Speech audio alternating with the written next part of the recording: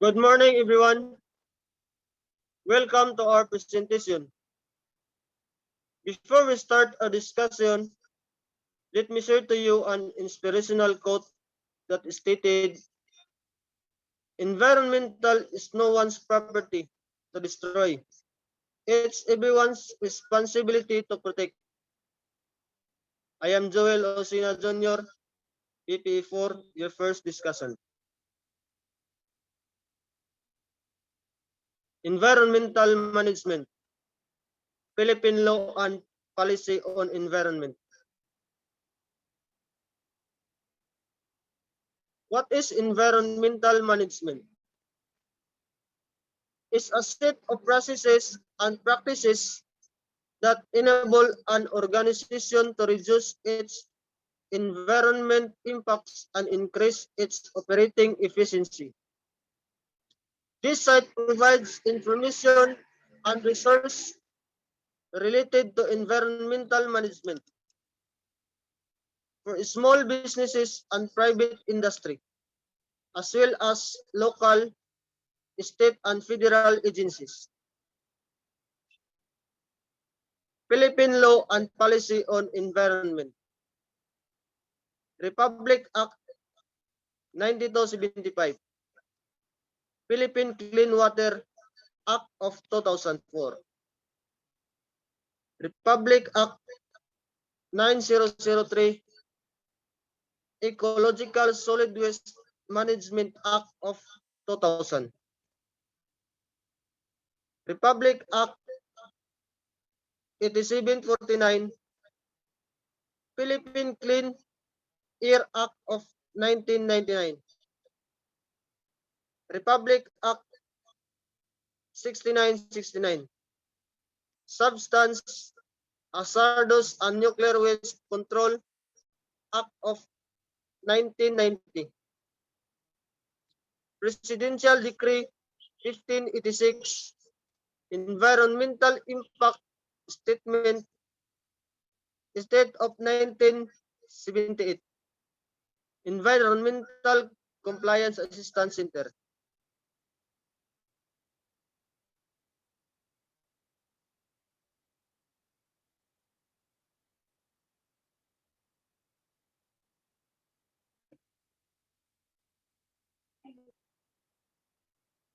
Role of Philippine laws and policy on environmental leadership is the ability of an individual or a group of individuals to influence and guide followers of other members of an organization. There are found and required most aspects of society, from business to politics to region to community-based organizations. Government, the environment is daunting task. It requires an understanding on the complexity of nature and the multi-dimensional processes of governance. The use of common property, resources such as marine and forest resources, subtracts from other potential users the benefits of harvesting products derived from future use. In the absence of government structures and rules to define, access, and regulate unsustainable use, a common property resource is open access and therefore at risk of depletion.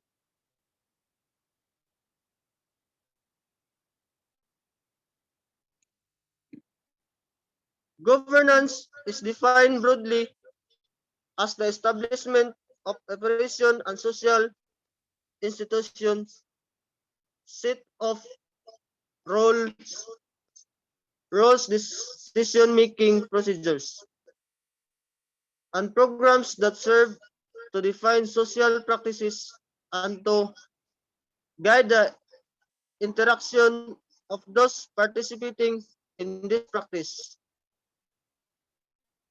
North 1990 in Young 1996. Concept of governance is not synonymous with government,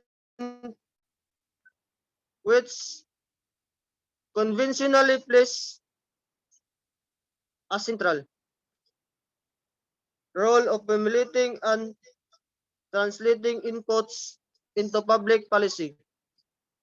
The concept brings in a private sector, non-government entities, and local communities into what would otherwise be an exclusive process of allocating scarce resources.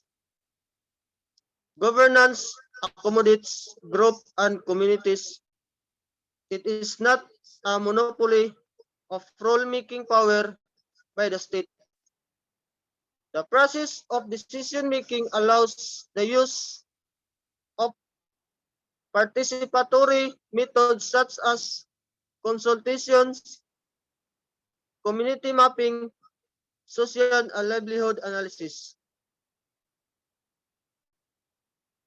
and the like. The government of the environment is different from conventional governments. Ramos 1997. The latter is bound by the territory of governing national and local. Environmental government today cannot be undertaken separate from its link with livelihood and power.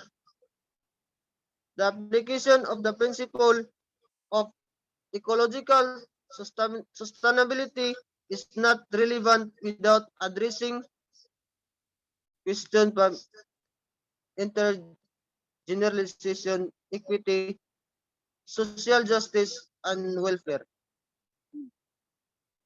in the larger political system.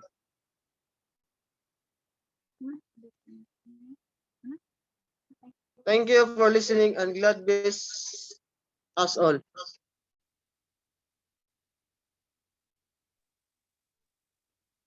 Good morning, everyone. I am Jerico Balbutin, BPE 4, and I am the second discussant. And my topic is all about management. Primary function is to get people to work together for the attainment of an organization's goals and objectives. Management is the act of getting people together to accomplish desired goals and objectives using available resources efficiently and effectively. Since organization can be viewed as systems, management can also be defined as human action, including design to facilitate the production of useful outcomes from a system. The department shall carry out all functions which are required to the proper discharge of its responsibilities under this act, which or without prejudice to the generally of the foregoing, shall include gathering, analyzing, publishing, and disseminating environmental data and information, including but not limited to the preparing the state of environment reports and such as periodic or other reports that the government is required to produce, including reports required under any multilateral environmental agreements, to which providing advice on environmental management and other related services to the ministry and other government agencies. This act shall regulate the social and relation with regard to the collection of and access to environmental information. Environmental protection shall be based on the principle of public participation in and transparency of the decision-making process regarding environmental protection. Public awareness regarding the state of the environment and access to justice in environmental matters. That's all, and God bless to all.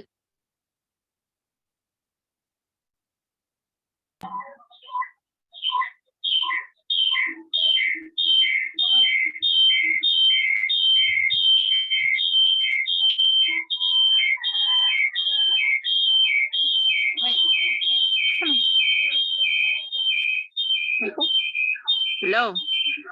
Um, Good afternoon, everyone. I am the third discussant. My topic is future public policy.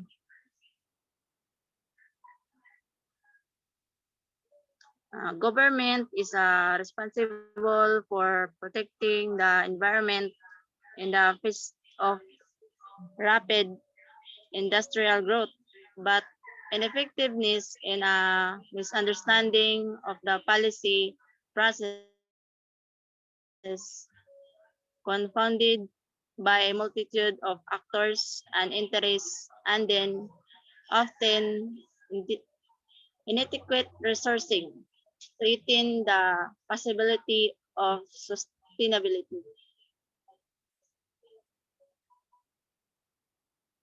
Policymakers have put in place comprehensive sets of policies, programs, and institutions for dealing with climate change.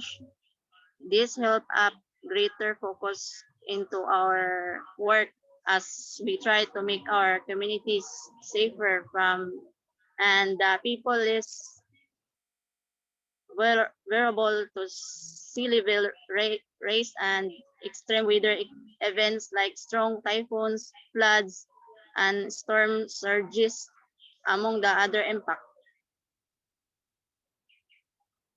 Environmental policy, any measure by government or corporation or other public or private organization regarding the effect of human activities on the environment, particularly those measures that are designed to prevent or those harmful effects of human activities on ecosystem. Environmental policy can include laws and policy addressing water and air pollution, chemical and oil smog, drinking water quality, land conservation and management, and the wildlife protection. There are four policy environments: the structural, social, economic, and political.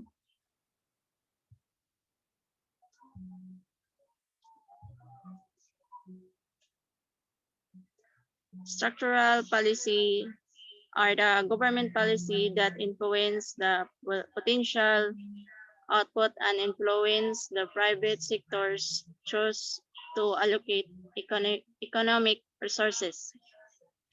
Social policies is a plan or action of government or institutional agency which aim to improve or reform society.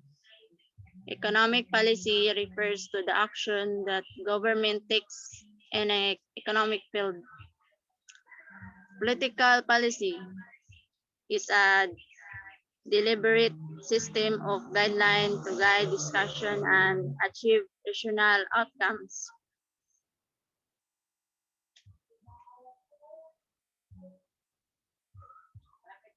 And that's all, and thank you for listening.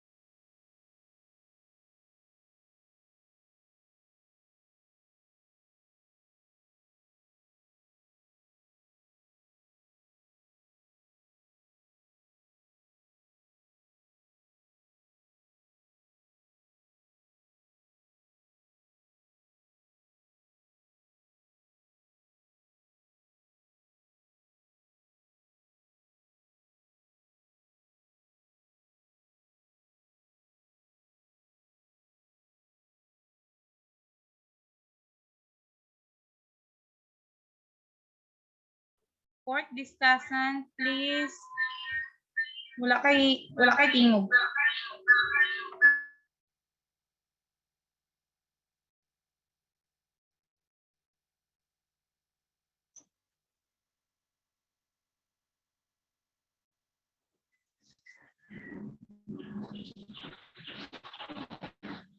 I am the fourth discussant.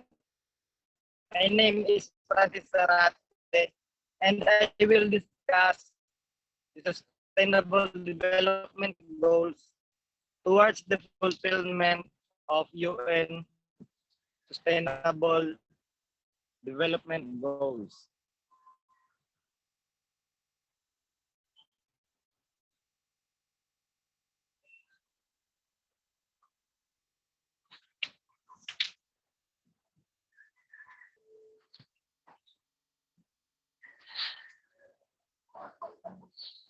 Hi, I'm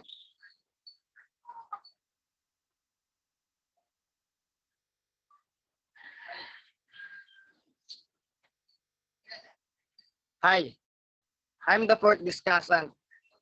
My name is Francis Zarate, and I will discuss the Sustainable Development Goals towards the fulfillment of UN Sustainable Development Goals. Sustainable Development Goals. Sustainability, social, environmental, and economic. Environmental management contributes to the environmental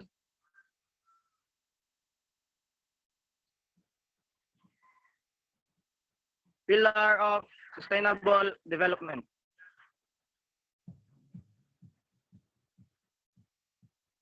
The 2030 agenda of the 2030 agenda for sustainable development goals adopted by all United Nations member in 2015 provides the shared blueprint of peace and prosperity for people and the planet now and into the future. At its heart are the 17 Sustainable Development Goals, which are an argument call for action by all countries, developed and developing in global partnership. They recognize the ending poverty and other deprivation must go hand in hand with strategies that improves health and education, reduce inequality and economic growth, all while tracking climate change and working to preserve our oceans and forests. That's all. Thank you.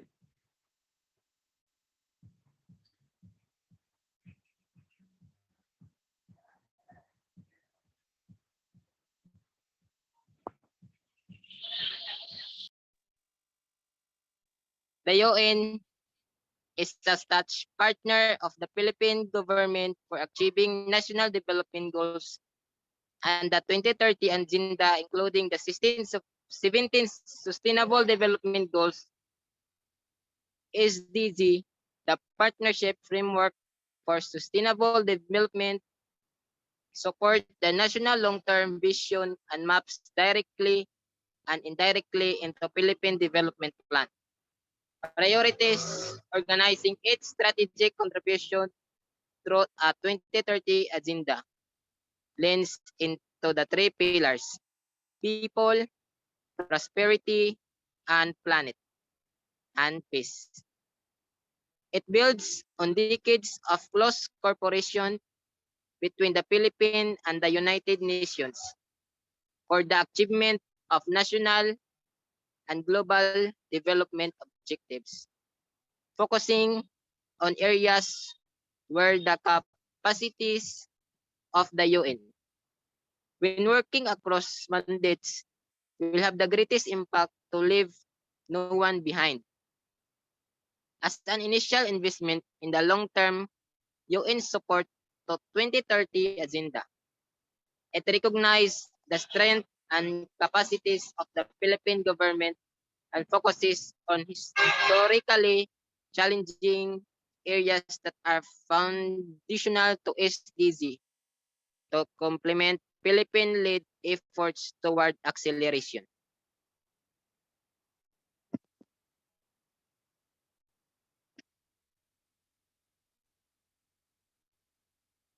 And that's all for that.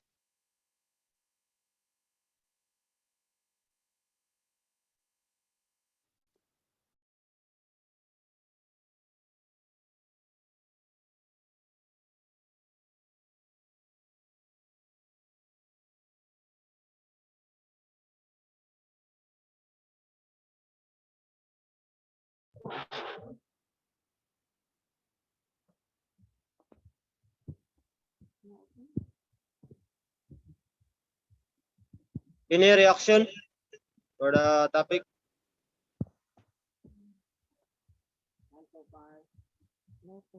If none, then let us call Jerico for the closing.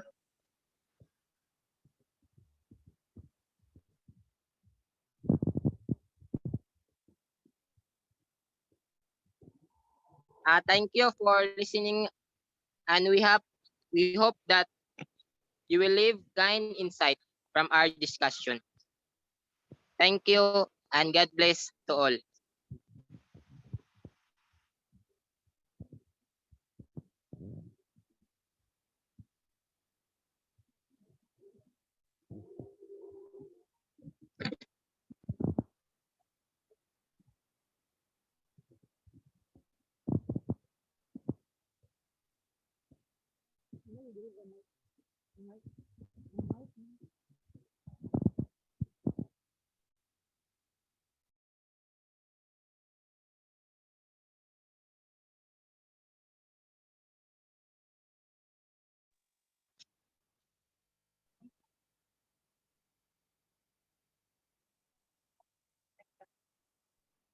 Wala man si Popo.